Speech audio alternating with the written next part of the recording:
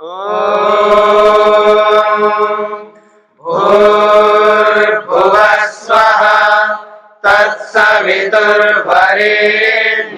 भर्गो देवस्य धीमहि धियो यो नः प्रचोदयात्।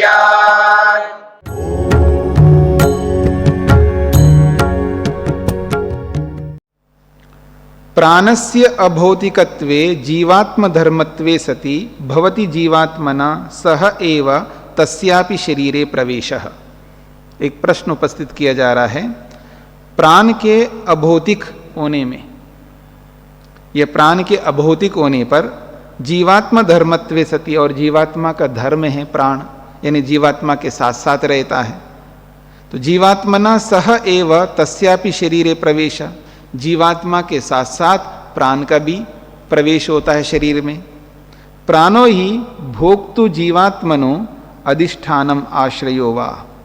प्राण जो है भोक्ता रूपी जो जीवात्मा है, जो भोग करने वाला है, उसका अधिष्ठान है ये प्राण, उसका आधार है, उसका आश्रय है।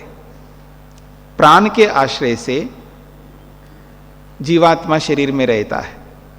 जब तक प्राण है तब तक जीवात्मा रहता है, प्राण के निकलते ही जीवात्मा भी निकल जाता है। तो एक प्रकार से जीवात्मा का आश्रय अधिष्ठान बना हुआ है प्राण। यथा वेदांत दर्शने निर्दिष्टम, जैसा कि वेदांत दर्शन में कहा है, प्राणवता शब्दात, प्राण वाला है जीवात्मा, प्राण आधार वाला ये जीवात्मा, प्राण के अधिष्ठान से जीवात्मा विद्यमान है, प्राण के कारण से शरीर में जीवात्मा रहता है, ऐसा वेदांत दर्शन कहता है। शब्दात, ऐसा ही शब्द होने से, ऐसा ही प्रमाण होने से। तदा तस्य प्राणस्य शरीरे विशिष्टम कार्यम प्रदर्श्यते। ऐसी स्थिति में उस प्राण का क्या विशेष कार्य है शरीर में, इस बात को प्रदर्श्यते सूत्र के माध्यम से प्रदर्शित किया जाता है, प्रकट किया जाता है। प्राण का क्या कार्य है, प्राण क्या करता है शरीर में। स्पष्ट हो गया जी प्रश्न? हाँ जी। ओम स्वामी जी, जैसे महसूस करते तो ऐसे सांस के साथ, जैसे हवा के साथ ही प्राण लगता है जी, संशय ऐसा लगता है। और वैसे प्राण क्या है, इंद्रियों की शक्ति प्राण है या इंद्रियों से प्राण चलता है? जी ऐसा है, प्राण तत्व एक ऐसा है जो सूक्ष्म है, वो दिखता नहीं है, जैसे इंद्रियां नहीं दिखती है। उस प्राण के कारण से इंद्रियां काम करती हैं, उस प्राण के कारण से मन काम करता है, उस प्राण के कारण से बुद्धि काम करती है, उस प्राण के कारण से जीवात्मा स्वयं काम करता है, यानी सबका आधार बना हुआ प्राण। अब बात है, ये जो श्वास प्रश्वास है इसको भी प्राण कह देते हैं, और मोटे तौर पर प्राण शब्द को वायु को भी कह देते हैं जी, क्योंकि वो आधार बना हुआ। ये जो सांस हम लोग ले रहे हैं, निकाल रहे हैं जी, ये उसका एक प्रकार से स्थूल कार्य है, ऐसा माना जाता है। प्राण का, उस प्राण का ही एक स्थूल कार्य ऐसा माना जाता है जी। प्राण के कारण से ये श्वास प्रश्वास चल रहा है। ये भौतिक जो वायु हम लेते निकालते हैं, उसी प्राण के कारण से ये चल रहा है। वो प्राण इस भौतिक श्वास प्रश्वास को करवा रहा है, ऐसा माना जाता है। ठीक है, लेकिन यही श्वास प्रश्वास प्राण है ऐसा नहीं मानते जी, ये बात है। हाँ जी स्वामी जी, इंद्रियों की शक्ति प्राण है या प्राण की शक्ति अलग और इंद्रियों की शक्ति अलग है? इंद्रियों की शक्ति अपनी है और प्राण की शक्ति अपनी है, लेकिन प्राण की शक्ति को पाकर के इंद्रियां काम करती है, ये इसका मतलब है। ऐसे जैसे जीवात्मा की अपनी शक्ति है, तो पूछो क्या शक्ति है जीवात्मा की? इच्छा शक्ति है, प्रयत्न शक्ति है, ज्ञान शक्ति है। शक्ति का मतलब सामर्थ्य, शक्ति का मतलब उसका धर्म, उसका गुण, यही उसकी शक्ति है।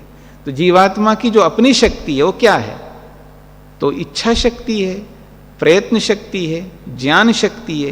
ये सब शक्तियां हैं जीवात्मा की, ये सब गुण हैं, ये सब धर्म है उसके। लेकिन ये सब काम तब करेंगे जब उसको प्राण सहयोग करेगा।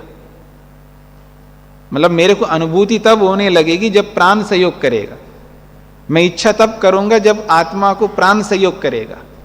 तो प्राण जो है एक महत्वपूर्ण तत्व है, उसको पकड़ना बड़ा मुश्किल है। वेदांत दर्शन में भी उसको समझने के लिए बहुत सारे उपाय बताए हैं, लेकिन फिर भी अनसुलझा हुआ रहता है।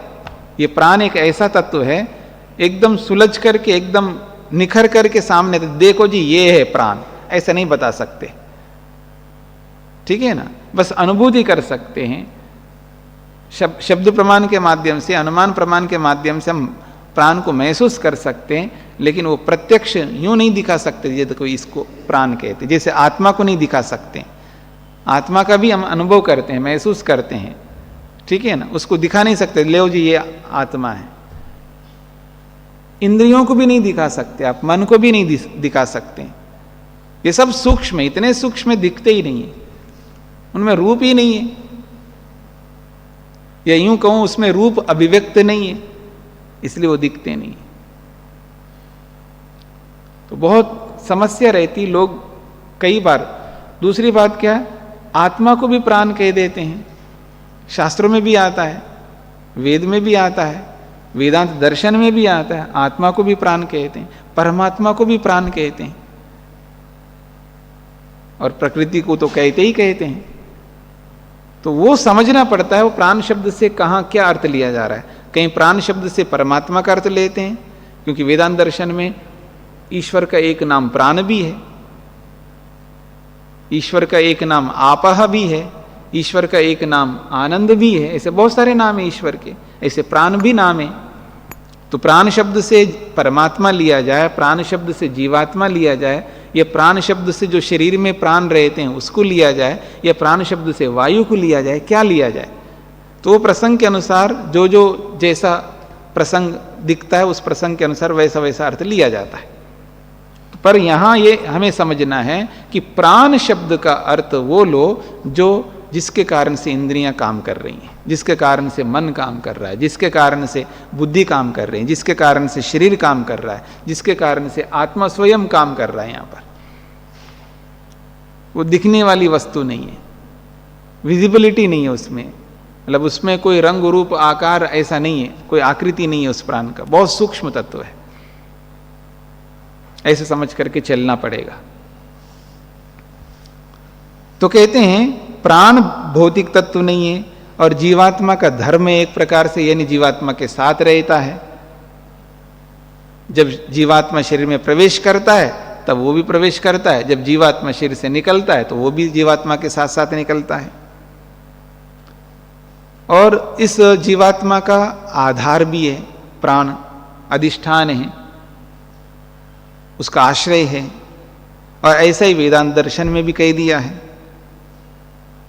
ऐसी स्थिति में तस्य प्राणस्य शरीरे विशिष्टम कार्यम प्रदर्श्यते, उस प्राण का शरीर में क्या विशेष कार्य है उसको अगले सूत्र में दिखा दे रहे हैं।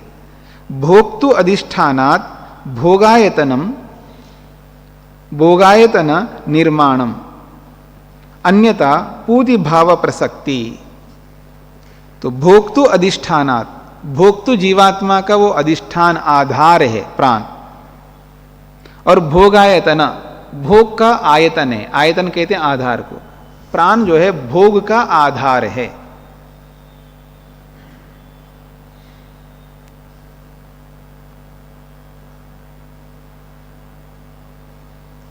और निर्माणम, इस प्राण के कारण से शरीर का निर्माण होता है। जब तक ये प्राण नहीं रहता शरीर में तब तक शरीर का निर्माण नहीं हो सकता। जब तक आत्मा और प्राण ये दोनों को रहना पड़ता है। शरीर का जब निर्माण होता है गर्भ के अंदर, जैसे गर्भ स्थापित होता है तो गर्भ स्थापित होते ही वहां तुरंत आत्मा को और प्राण को रहना पड़ेगा। मेरी बात को समझना, जैसे ही गर्भ स्थापित हो गया वो पता लगता है, गर्भ स्थापित हुआ है तो ये पता लगता है। तो जैसे पता लगता है गर्भ स्थापित हो गया तो वहां जीवात्मा और प्राण को विद्यमान रहना पड़ेगा। यही कहना चाह रहे हैं कि भोगायतनम, भोग का जो आधार है उसका वो भोग का आधार है जीवात्मा। भोगस्य आयतनम भोगायतनम, आयतनम आधारा, भोग का वो आधार है प्राण। और निर्माणम वो शरीर का निर्माण भी करता है, शरीर के निर्माण में भी कारण बनता है प्राण। यदि गर्भ स्थापित हो गया और वहां आत्मा और प्राण नहीं है, तो वो जो गर्भ स्थापित हो गया है वो पूति भाव प्रसक्ति, उसका गलना, उसका सड़ना होने लग जाएगा। यदि वहां आत्मा नहीं है, प्राण नहीं है, गल सड़ जाएगा। जैसे शरीर में आत्मा नहीं है, प्राण भी निकल गया, आत्मा भी निकल गया, तो जैसे शव पड़ा रहता है और वो गल जाएगा, सड़ जाएगा, दुर्गंध आने लगेगी उसमें से, क्योंकि वह ना तो प्राण है ना आत्मा है। जैसे शव में होता है, ऐसे ही जहां गर्भ स्थापित हो गया हो वहां यदि प्राण और आत्मा नहीं है तो पूति भाव प्रसक्ति, वो गल सड़ने की स्थिति आ जाएगी। यही कहना चाहते हैं यहां पर। भोक्तु जीवात्मनो अधिष्ठानात् आश्रयभूतात् प्राणात् प्राण संचारात् जीवन संचारात्। भोक्तु जीवात्मना, भोग करने वाला ये जो जीवात्मा है, जो भोग करता है, उपभोग करता है, अधिष्ठानात्, उसका अधिष्ठान, उसका आधार है, उसका आश्रय है कौन? प्राणात्, प्राण। तो भोग का आधार, जीवात्मा का आधार, उसका आश्रय प्राण होने से प्राण संचारात्, उसी प्राण के संचार से, उस प्राण के चलायमान होने से शरीर में जीवन संचारात्, जीवन का संचार होता है, जीवन चलने लगता है। प्राण संचार है यानी प्राण चल रहा है शरीर में, तो जीवन चल रहा है समझ लीजिएगा। प्राण अलग अलग ढंग से चलता है, पूरे शरीर में व्याप्त है प्राण, नाड़ियों के रूप में, धमनियों के रूप में, रक्त परिसंचरण के रूप में, सब जगह क्रियाएं करवाता रहता है प्राण।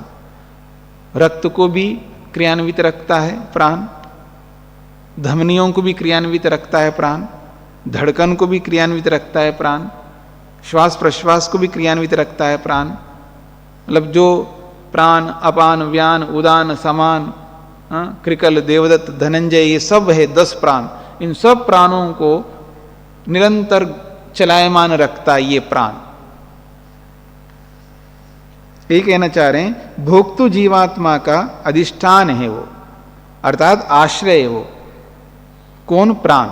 तो जीवात्मा जो भोक्ता है, उस भोक्ता जीवात्मा का आधार, अधिष्ठान, आश्रय रूपी प्राण होने के कारण से प्राण संचारात्, प्राण का संचार होता है शरीर में, जीवन में प्राण चल रहा होता है, तभी जीवन संचारात्, तभी जीवन चल रहा होता है। भोगायतनस्य शरीरस्य निर्माणं भवति, तभी भोग का जो आधार है, आयतनम आधार, भोग का जो आधार शरीर है, उसका निर्माण तभी होता है जब प्राण संचार चले, यानी प्राण रहे। शरीरम ही भोगायतनम, ये जो शरीर है ये भोग का आधार है। तो भोगायतनम इति किम? भोगायतनम शरीरम इति उच्यते। भोगायतन का मतलब शरीर है। फिर कहते हैं अन्यथा पूति भाव प्रसक्ति, यदि वहां प्राण को नहीं रखो आप तो अन्यथा शुक्र शोणितयोः तन्निष्पन्न शरीर पिंडस्य च पूतित्वं गलितत्वं प्रसज्यते। कहते हैं शुक्र शोणितयोः, शुक्र और शोणित ये दोनों मिल जाते हैं संयोग में, रज और वीर्य जब दोनों मिल जाते हैं, इन दोनों के मिलने से, इन दोनों के मेल से एक नई उत्पत्ति होती है, एक पिंड के रूप में, एक गांठ के रूप में छोटा सा एक तत्व वहां पर निर्माण होता है रजवीरी के कारण से, जिसको आप गर्भ कहते हो। वो छोटा सा एक पिंड के रूप में, एक ठोस के रूप में, वहां पर गांठ के रूप में वहां उत्पन्न होता है। शुक्र शोणित को जब मिला देते हैं संयोग से, उसी को हम गर्भ कहते हैं। फिर वो पिंड वहां पर स्थापित होता है उस गर्भ के अंदर।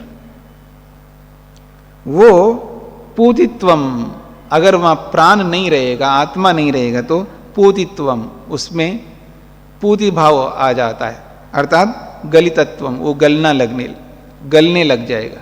सड़ने लग जाएगा, दुर्गंध आने लग जाएगा वहां पर। शववत दूषितम भवेत, शव के समान वो दूषित हो जाएगा, वो पिंड जो गर्भ में स्थापित हुआ है वो। तन्निर्माणम न स्यादित्यर्था, फिर उस प्राण के बिना, उस आत्मा के बिना उसका निर्माण नहीं हो पाएगा, ये कहना चाहते हैं। स्पष्ट हो गया जी ये सूत्रार्थ।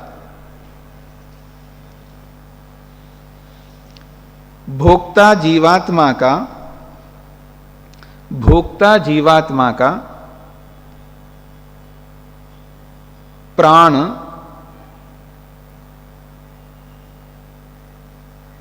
आधार होने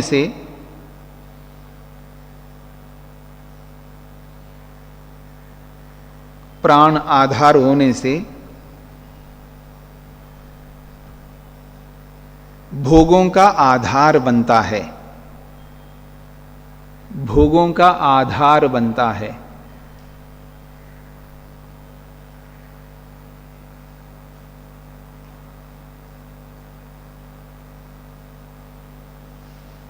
ऐसे ही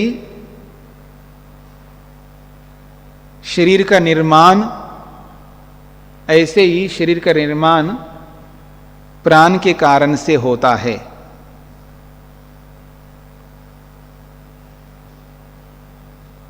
ऐसे ही प्राण, शरीर का निर्माण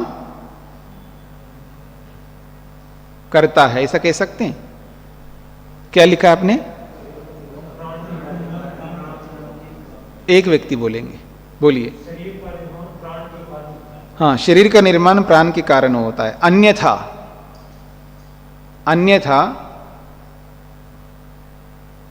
प्राण के ना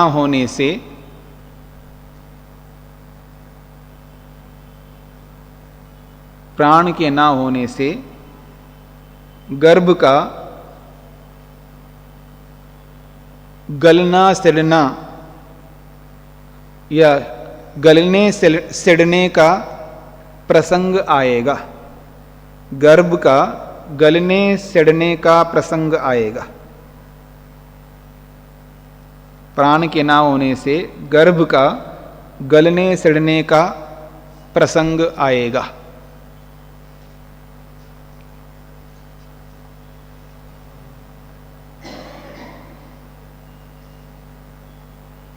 हाँ जी।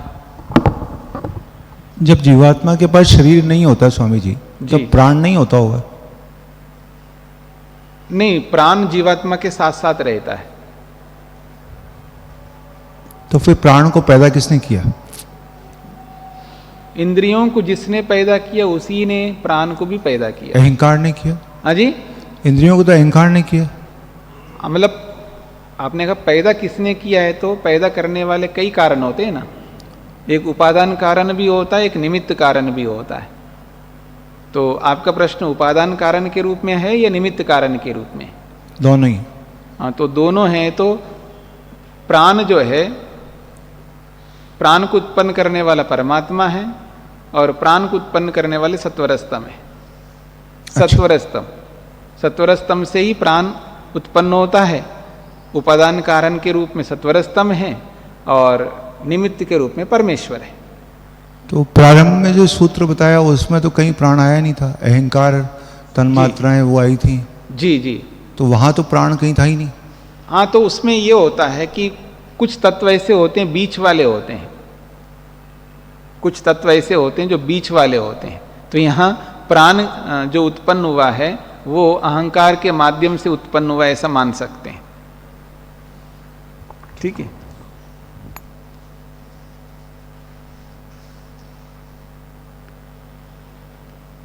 ननु प्राणस्तु शरीरे प्रविशति जीवात्मना साकम।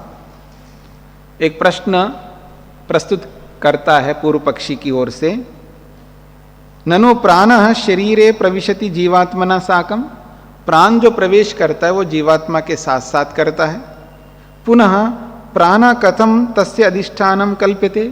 ऐसी स्थिति में प्राण को जीवात्मा का आधार है, ऐसी कल्पना क्यों कर रहे हो आप? जीवात्मा का आधार कैसे मानते हो प्राण को? क्योंकि प्राण भी जीवात्मा के साथ साथ ही प्रवेश हो रहा है। सएव जीवात्मा स्वचैतन्य स्वरूपेण शरीरे जीवन संचारम कुर्यात्। सएव जीवात्मा, वही जीवात्मा अपने आप अपने चेतन स्वरूप के कारण से, स्वचैतन्य स्वरूपेण अपनी चेतनता के कारण से शरीर में जीवन संचार कर ले। प्राण की क्या आवश्यकता है? प्राण की क्यों मानते हो? जीवात्मा है, उसका अपना अपनी चेतनता है, उसका अपना स्वभाव है, चैतन्य स्वरूप है। अपने चैतन्य स्वरूप के माध्यम से ही वो जीवन संचार कर ले शरीर में। प्राण को क्या मानने की आवश्यकता है? तो ये एक प्रश्न किया जा रहा है। प्रश्न समझ में आ गया? मतलब ये है कि आप खुद मालिक हो ना, आप अपने आप चलो ना यहाँ पर, कि दूसरे को आप सहयोगी के रूप में रखने की क्या आवश्यकता है? आपके पास सामर्थ्य है, आप खुद मालिक हो, आप खुद चलो ना। दूसरे को क्यों साथ में जोड़ रहे हो आप? उसकी क्या आवश्यकता है आपको? ऐसा एक प्रश्न कोई करे किसी से, तो भाई मालिक का मतलब ये होता है उसके साथ में नौकर हो। उसके बिना तो मालिक कैसा होता है? स्वामी कौन होता है? जिसके पास वृत्ति हो, नौकर हो, चाकर हो, जिसके साथ में रह करके काम करने वाले हो, तब वो स्वामी बनता है। स्वामी का मतलब ही वो है उसके पास कोई दूसरा है, तब स्वामी होता है। और कोई है ही नहीं, वो स्वामी किसका स्वामी होगा? मेरी बात समझ रहे हैं आप लोग? स्वामी तब माना जाता है कोई हो अलग वस्तु, उससे अलग कोई वस्तु हो, उसका वो स्वामी बनता है। तो अलग कोई वस्तु ही नहीं है, प्राण को तो आप मान ही नहीं रहे हो, तो फिर स्वामी किस बात का है वो? ठीक है, पकड़ में आ रहा है ये बात? यही समाधान के रूप में इसी बात को लेकर के समाधान करने जा रहे हैं। अत्र उच्यते, इसका समाधान कर रहे हैं। पूर्व पक्षी का जो कथन था, तो बिना उसके ही आप अपनी चेतनता से काम करो ना, जीवन चलाओ, जीते रहो, प्राण की क्या आवश्यकता है? तो उसका उत्तर दे रहे हैं, समाधान कर रहे हैं। वृत्य द्वारा स्वामी अधिष्ठिति, वृत्य द्वारा स्वामी अधिष्ठिति न एकांतात। वृत्ति के द्वारा ही स्वामी का अधिष्ठातापन है, न एकांतात। अकेले में अधिष्ठातापन, स्वामित्व नहीं रह सकता। जीवात्मा स्वामी, प्राण तदधीनो वृत्त्य। जीवात्मा जो है वो स्वामी है, मालिक है। किसका? प्राण, प्राण का। और प्राण तदधीन, प्राण जो है उस आत्मा के अधीन है, वृत्त्यवत, वृत्ति के समान। इसलिए कह रहे हैं तदधीनो वृत्त्या, उस आत्मा के अधीन रहने वाला एक प्रकार से वो वृत्ति है, नौकर जैसा है प्राण। यथा ही इंद्रियानि जीवात्मनो वृत्य रूपाणि, जैसे इंद्रियां जीवात्मा के एक प्रकार से नौकर रूप है। ठीक है ना? इंद्रियां जो है एक प्रकार से उसके नौकर है जीवात्मा के, उनसे काम करवाता रहता। याद रखना, मालिक का मतलब ये होता है वो दूसरों से काम कराए। मेरी बात समझ रहे ना? मालिक का मतलब ये है वो दूसरों से काम करवाता है, खुद नहीं करता मालिक, तभी वो मालिक कहलाता है। और खुद भी करे तो मालिक किसका है वो? मेरी बात समझ में आ रही है? अगर वो खुद स्वयं ही काम करता हो तो फिर मालिक किसका है वो? मालिक का मतलब ही वो दूसरों से काम करवाता है। तो जीवात्मा कितना चालाक है, कुछ नहीं करता वो, मतलब तिनका भी नहीं उठा सकता है।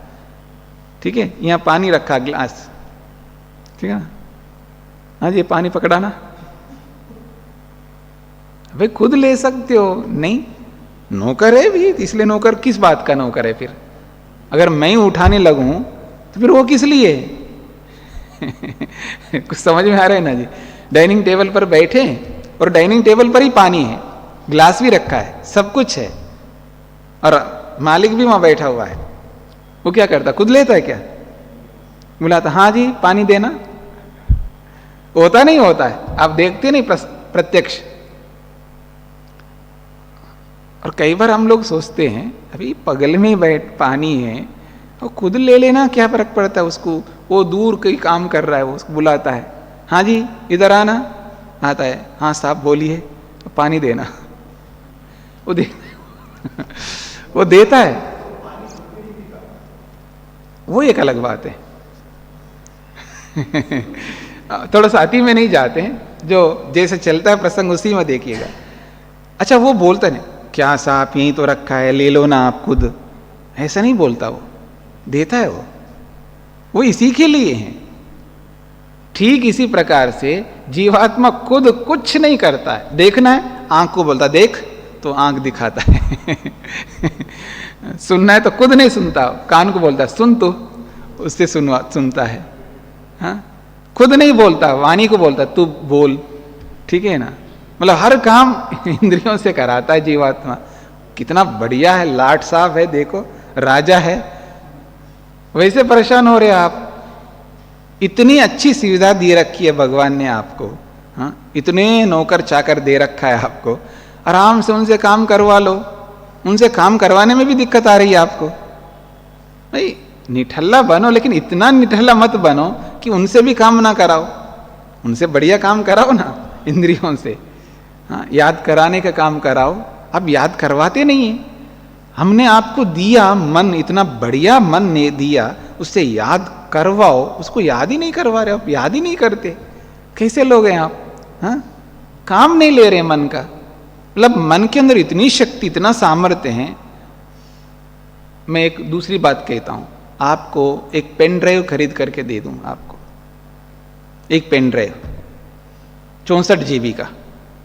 भले आदमी इतना पैसा खर्च करके 64 GB का आपको पेन ड्राइव दिया, उसमें कुछ भरा ही नहीं, खाली का खाली पड़ा है आपके पास। हाँ, कुछ भरो ना उसमें, दर्शन उसमें भर दो, उसमें योग को भर दो, उसमें गीत जो भी आप भजन लगता है आपको, अच्छे अच्छे भजन, उसको भर दो। अरे खाली क्यों रखा है आपने? जब इतना पैसा लगा करके आपको खरीद करके दिया, इतना बढ़िया, उसमें कितना ही भर सकते हो आप, भरते जाओ ना उसमें। 64 GB तो बहुत होता है आपके लिए, आपके लिए। हाँ, तो उसको भरते जाओ ना, भरते ही नहीं, उसको खाली रखे हो। अजीब आदमी है, इसको चीज दिया, उसका उपयोग ही नहीं करता है। यही स्थिति हमारी है।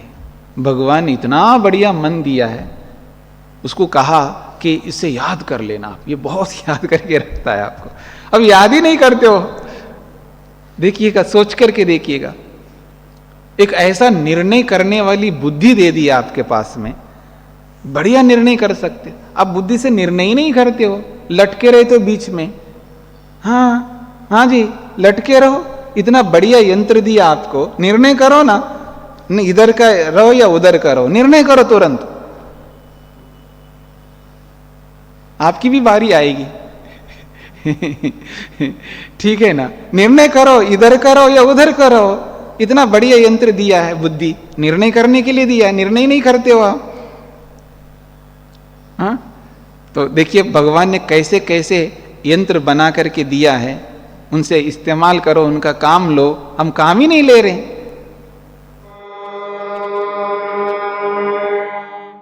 द्यो शान्तिरन्तरिक्षं शान्तिः पृथिवी शान्तिरापः शान्तिरोषधयः